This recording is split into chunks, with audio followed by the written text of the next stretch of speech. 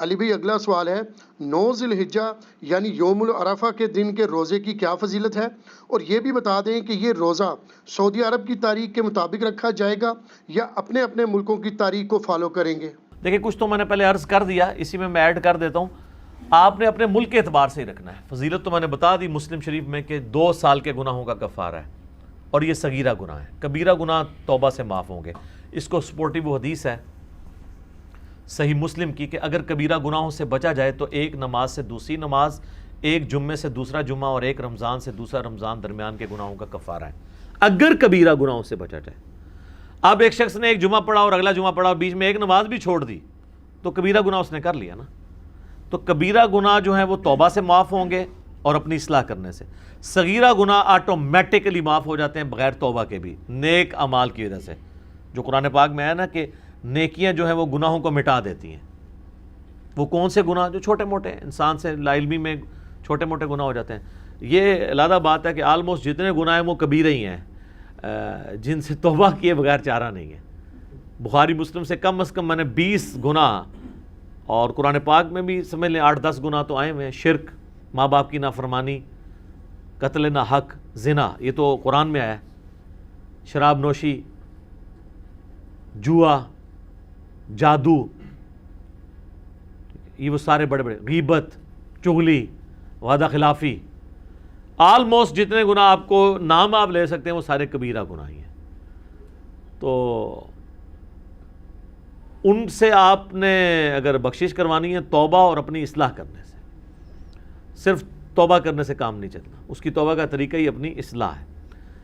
تو یہ صغیرہ گناہوں کے اگینسٹ ہے. وہ اکثر لوگ اعتراض کرتے ہیں جی گزشتہ اور آئندہ کے لیے ایک کہ جی آئندہ کے گناہ بھی معاف ہو جائیں گے. وہ آپ جن گناہوں کی معافی سمجھ رہے ہیں نا وہ تو اس سے ہونے ہی کوئی نہیں ہے.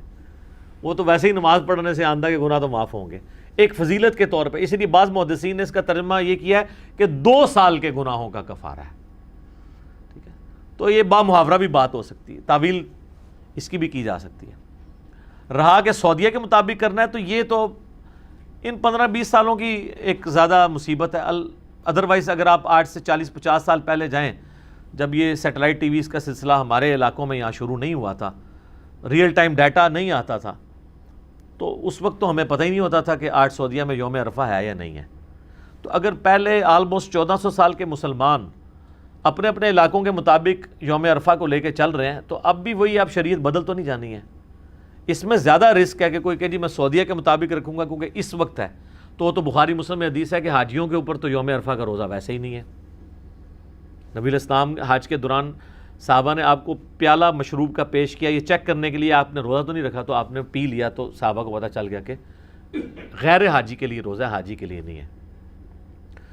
ایون یہ سیٹلائٹ ٹیکنالوجی جب تک نہیں تھی تو مکے کے اندر جو لوگ تھے ان کو یہ آئیڈیا تھا، مدینے والوں کو بھی نہیں پتہ ہوگا کہ مکے کا کب بن رہا ہے یہ سلسلہ یوم عرفہ کا، اگر ان میں آپس میں ڈفرنس آ جاتا ہے.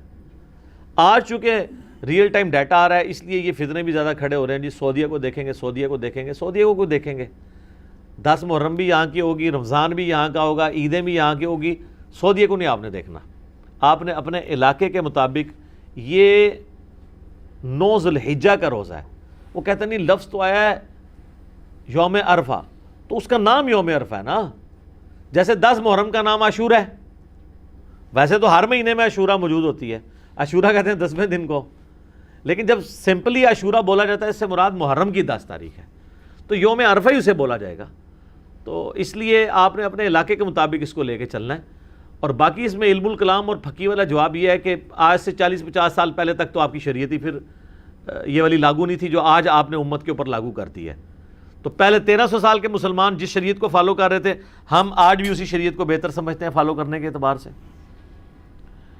دوسرا یہ ہے کہ امریکہ میں جس وقت دن ہوتا ہے تو سعودی عرب میں رات ہوتی ہے. سعودی عرب میں جب یوم عرفہ آنا ہے تو امریکہ میں تو اس وقت رات ہوگی.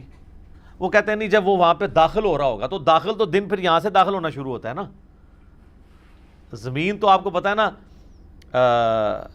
مشرق سے مغرب کی طرف روٹیٹ کر رہی ہے، اس لیے مشرق میں پہلے سورج نکلتا ہے.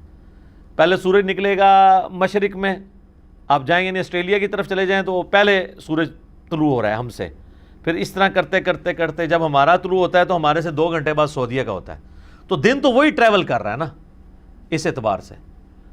تو اگر آپ اسپیسیفکلی دیکھیں تو دن پہلے, لیکن وہ چاند کی تاریخوں کا اعتبار چونکہ علیحدہ ہوتا ہے, اس کے اوپر بھی میرا رؤیت ہلال کے اوپر اور چاند دیکھنے کے مسئلے کے اوپر, مون سائٹنگ کے اوپر ویڈیو کلپ ریکارڈڈ ہے. مختصر یہ ہے کہ آپ اپنے علاقے کے مطابق رکھیں گے, اور کل کو اگر آپ نے یہ کہنا ہے کہ ہم نے وہاں دیکھنا ہے تو پھر آپ میں سے کوئی ایک اور بندہ اٹھے گا, وہ کہے گا جی یہ جو آپ پھر عید کر رہے ہیں پھر وہ بھی سعودیہ کے مطابق کریں, کیونکہ اصل تو وہ جو ہے وہ حج کی یہ رسم باقی رکھی گئی ہے, تو حج تو وہاں پہ ہو رہا ہے, یہ پھر اگلی فقی ہے. اسی طریقے سے وہ جو مولا علی علیہ السلام کا میں نے بتایا سنن کبریٰ البیہقی اور مصنف ابن ابی شیبہ سے کہ وہ 9 ذو الحجہ کی صبح سے لے کے فجر سے لے کے 13 کی عصر تک تکبیرات پڑھتے تھے, تو آپ پھر کہیں گے جی وہاں تو تکبیرات شروع ہو چکی ہوئی ہیں, تو وہ تو پھر آپ کو 8 کو شروع کرنی پڑیں گی یہاں, اور ایک دن پہلے ختم کرنی پڑیں گی. ایک فائدہ ہو جائے گا کہ جنہوں نے یہ سیاپا ڈالا ہے نا, وہ آج کی ان کو قربانی جو ہے وہ 3 دن پہ آ جائے گی, کیونکہ اتنے جو چوتھا ہونا ہے نا اتنے تیسرا ہونا ہے. تو چلو قربانی اگر اس میں 3 دن آندی ہے تو سٹارٹ تو ظاہر احتیاط سے نہیں کریں گے نا, وہ ایک جیسے زور احتیاطی انفی پڑھتے ہیں نا, تو وہ کہیں گے پہلا دن احتیاطی ہو گیا کہ ہم مسلمانوں کے ساتھ عید کر لیتے ہیں.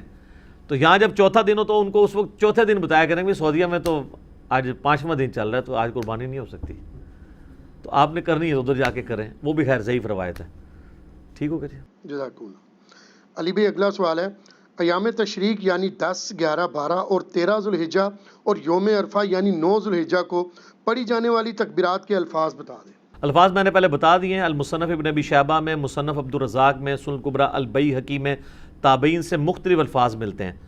یہ بھی ملتا ہے اللہ اکبر کبیرا والحمد للہ کثیرا وسبحان اللہ بکرۃ واصیلا, اور یہ بھی ملتا ہے اللہ اکبر لا الہ الا اللہ واللہ اکبر وللہ الحمد, سبحان اللہ والحمد للہ ولا الہ الا اللہ واللہ اکبر. صرف اللہ اکبر بھی کہہ لیں تو یہ تکبیر ہی ہے.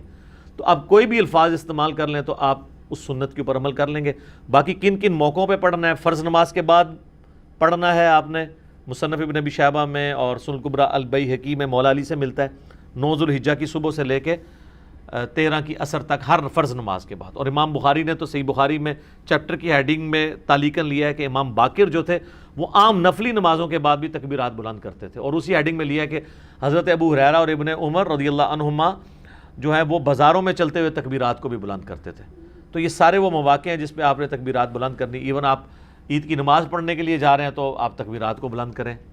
اور صحیح بخاری میں آتا ہے کہ نبی علیہ السلام راستہ بدلتے تھے, جاتے وقت عیدگاہ کا راستہ اور ہوتا تھا, واپسی پہ اور ہوتا تھا, اور چھوٹی عید کے لیے جاتے تھے تو کچھ میٹھا کھا کے جاتے تھے, صحیح بخاری میں آتا ہے. ترمذی میں آتا ہے کہ چھوٹی عید کے لیے کھا کے جاتے تھے اور بڑی عید کے لیے واپسی پہ آ کے کھاتے تھے. اس میں یہ سنت ہے کہ خالی پیٹ جایا جائے. ٹھیک ہو گیا, جزاک اللہ.